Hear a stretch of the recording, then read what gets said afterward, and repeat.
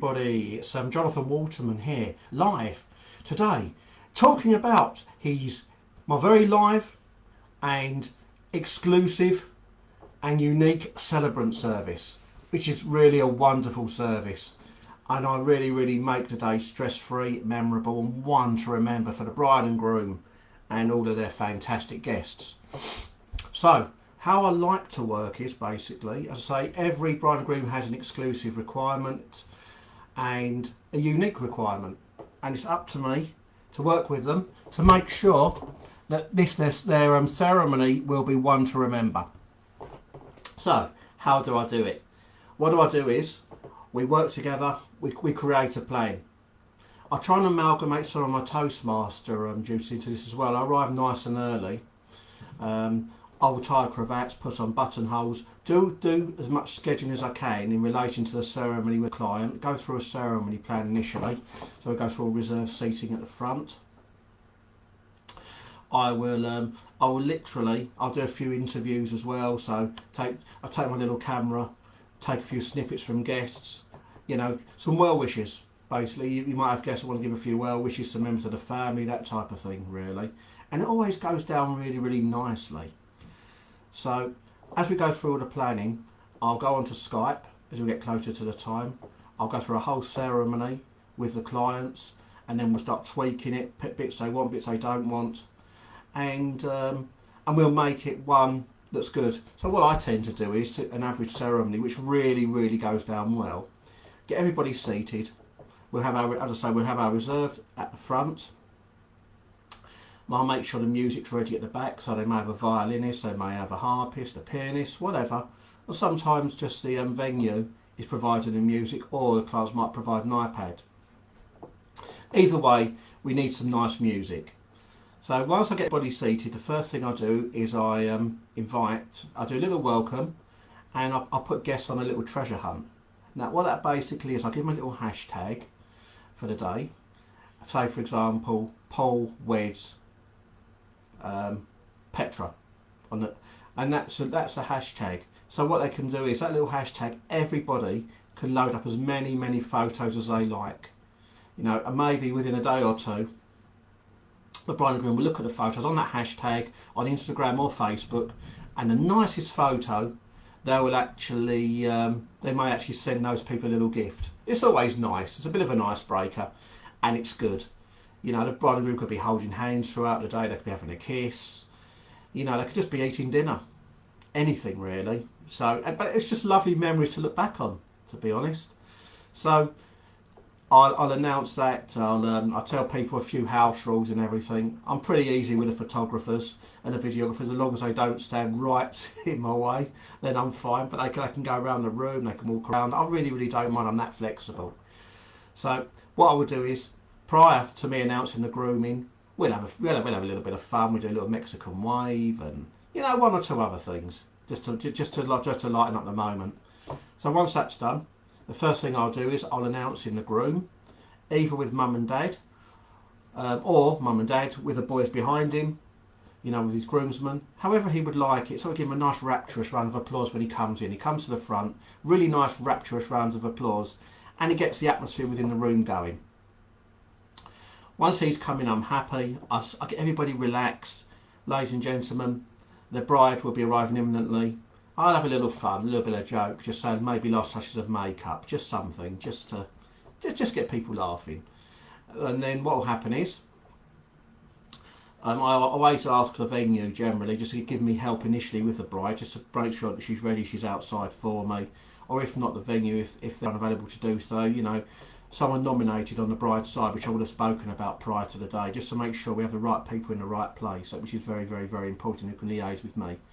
So once the bride is ready, music comes on, bridesmaids come in, and then the bride come in behind the bridesmaids. The bride will come in with her father or her brother, whoever she wants to come in with, and we'll make it really good. So what we'll do is basically the bride will come to the front. I'll ask, she'll give her father a kiss, basically, and then the father will give her a kiss back, which is his blessing, basically, and then they'll swap sides. So the father gives his blessing that he's allowing his daughter to get married, which is really nice. So then we go through the whole ceremony. Basically, we do a lovely ring exchange. Really make it elegant for them. Go through all the vows and everything. And this is the part I like the best when we come towards the end. So what will happen is, basically before the end, I'll get people up. We'll do the signings of the registry. We'll do like a mock signing, which is good. You know, because the way that the clients want it, the bride and groom want it as though it's a normal wedding, for everyone to think that it's a normal wedding. So, you know, so we just do a fake mock register signing with a few witnesses, have a few photos, which is all really nice and everything. And then as we get to the end, the next thing that we'll do is, prior to the ceremony finishing, I'll have the tequila on my desk. I would have got the bride and groom to get me some tequila, a bottle. So I'll fill up both glasses for tequila, and I'll get the bride and groom to enjoy a tequila together, wishing each other good health, peace, and happiness.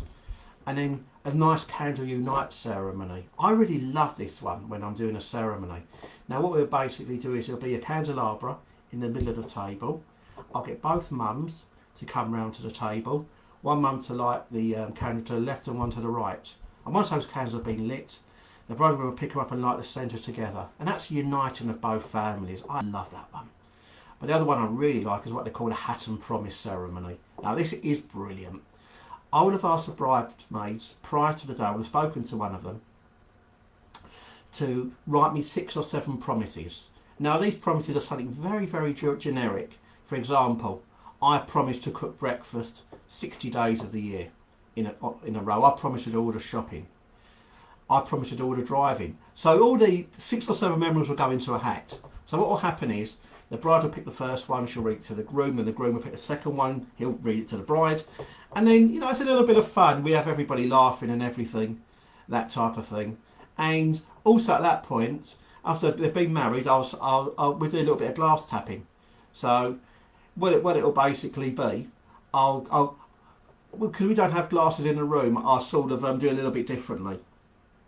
Now what it is, every time I get the audience to start clapping their hands really loud, the bride and groom will have a kiss. So I'll say, ladies and gentlemen, clap your hands as loud as you can do it. Then the bride and groom will have a kiss.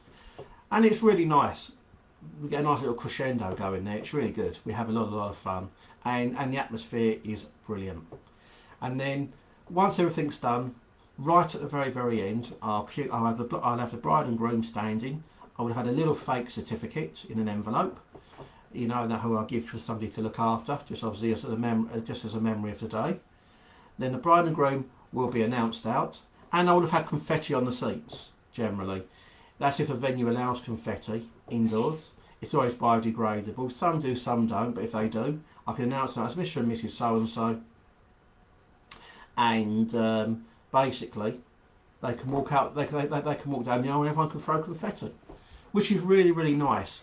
Then at that point, what I'll do is I'll tell the guests where they need to be going, and what I always do is I'll help the photographer at that point. We'll do a big group shot or the confetti shot. That's if the confetti shot hasn't been done indoors.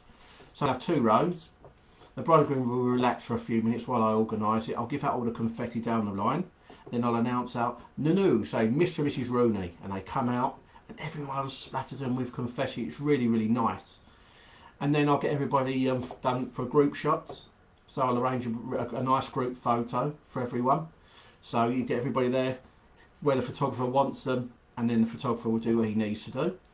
And then what I also do is I say to everybody to please not stray too far, and I'll get involved in the family shots as well. So you give me a list so I'll get a list, and from the bride and groom, and I'll do the family shots. If they might just want me to improvise. It just depends on what they want, really. So, but you know what? Every single thing can be tweaked. The sky is the limit. There is just literally so much you can actually do. You know, it's and I'm oozing with ideas. So, ladies and gentlemen, feel free to have a view of my website. I'll be delighted to chat with you personally to discuss your requirements in detail. As I said, it is exclusive to you. My websites are www.thecompleteweddingscelebrant.co.uk and www.thecompletetoastmaster.co.uk. travel.co.uk. Now, ladies and gents, I travel UK nationwide and worldwide. So, ladies and gents, thank you very, very much for tuning in today, and I appreciate it. So, thank you, and God bless everyone.